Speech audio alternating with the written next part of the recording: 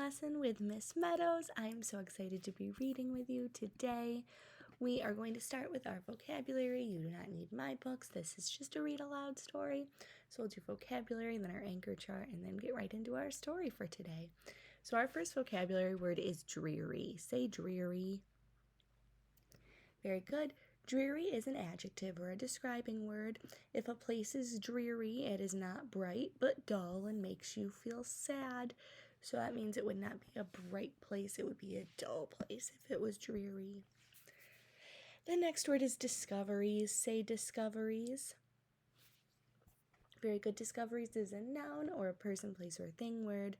Discoveries are things you find or learn that you did not know about before.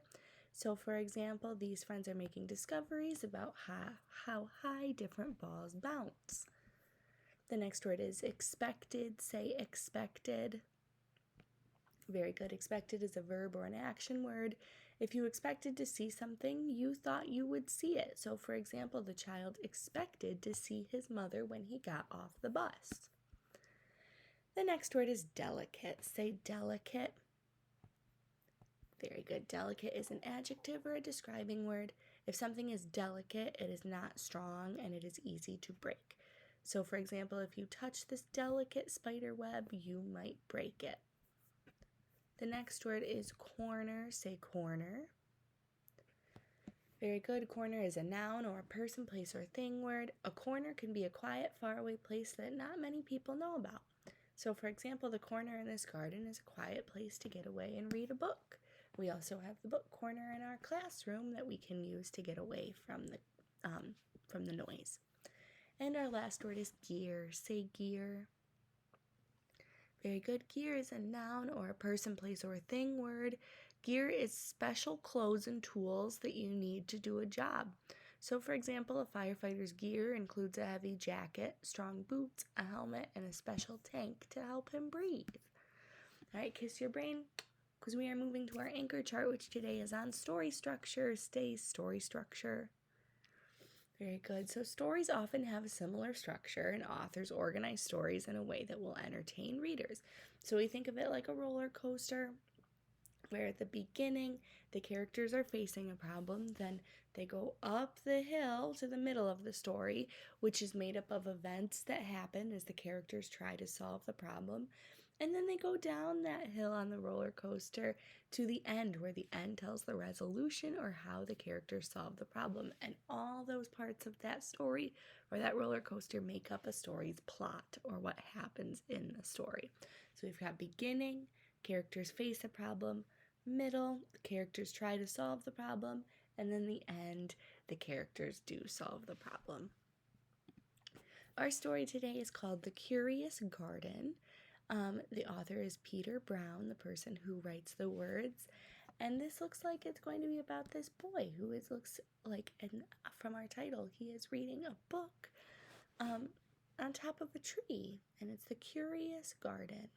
So we're going to be thinking about story structure as we read this story today, in the beginning, the middle, and the end of the story. Curious Garden. Move myself out of the way. There once was a city without gardens or trees or greenery of any kind. Most people spent their time indoors. As you can imagine, it was a very dreary place. Look at this. There's no trees or flowers or anything. So that might be our problem we're learning in the beginning of the story, that there's no trees here. However, there was one boy who loved being outside. Even on drizzly days when everyone else stayed inside, you could always find Liam happily splashing through his neighborhood. It was on one such morning that Liam made several surprising discoveries. He was wandering around the old railway, as he did from time to time, when he stumbled upon a dark stairwell leading up to the tracks. The railway had stopped working ages ago, and since Liam had always wanted to explore the tracks, there was only one thing for the curious boy to do. Liam ran up the stairs, pushed open the door, and stepped out onto the railway. The first thing he saw was a lonely patch of color. I think I'm covering it a little bit. A lonely patch of color. Wildflowers and plants were the last things he had expected to find up there. But when he took a closer look, it became clear that the plants were dying. They needed a gardener. I think our main character might be coming up with a solution to the problem of having no plants in this town.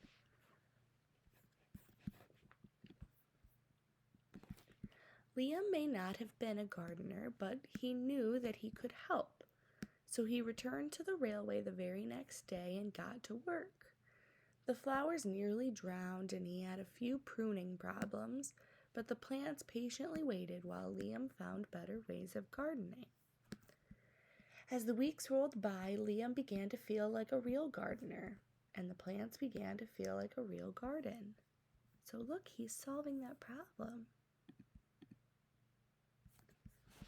Most gardens stay in one place, but this was no ordinary garden. With miles of open railway ahead of it, the garden was growing restless. It wanted to explore. The tough little weeds and mosses were the first to move. They popped up farther and farther down the tracks and were closely followed by the more delicate plants. Over the next few months, Liam and the curious garden explored every corner of the railway. There he is on that railway with all of his flowers that he grew himself. This town had never seen things like that. And now he's looking. I wonder what he's thinking. What do you think he's thinking? Yeah, I wonder if he's thinking he could take this garden down into his city that has no flowers. I wonder what he'll do. After spending his spring and summer and autumn with the garden, Liam's time on the railway was finally interrupted by winter. Heavy blankets of snow fell on the city that season, and for the first time since he'd become a gardener, Liam could not visit the plants because it was too cold and too snowy. Rather than waste his winter worrying about the garden, Liam spent it preparing for spring. After 3 cold months, the snow finally began to melt, and Liam rolled his new gardening gear over to the railway. Winter had taken a toll on the garden, but thanks to Liam's planning, his handy new tools, and a little help from the sun, the plants soon awoke from their winter sleep. Look it, he fixed it, even though winter had kind of ruined it. The garden had always wanted to explore the rest of the city, and that spring it was finally ready to make its move. Once again, the tough little weeds and mosses set out first. They popped up farther and farther from the railway and were closely followed by the more delicate plants. The garden was especially curious about old, forgotten things. So like this old car became a part of the garden. A few plants popped up where they didn't belong, covering that stop sign and the fire hydrant. Others mysteriously popped up all at once. Oh, look at the people in the town are starting to see the plants. But the most surprising things that popped up were the new gardeners. Look at all these friends who are wanting to join in and be a part of the garden. And now look, this town that once had no plants is now overflowing with plants. All of them. The stairs are covered in plants. People are having picnics outside by plants. They're making animals out of plants. Trees are growing up between buildings. People are building houses in the trees. Look at how special. Many years later, the entire city had blossomed. But of all the new gardens, Liam's favorite was where it all began.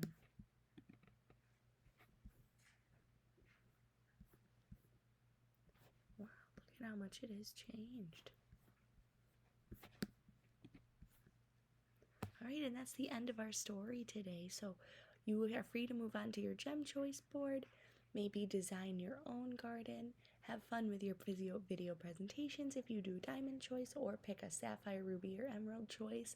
I hope you enjoyed our story today, and I can't wait to read with you again tomorrow. Bye, friends!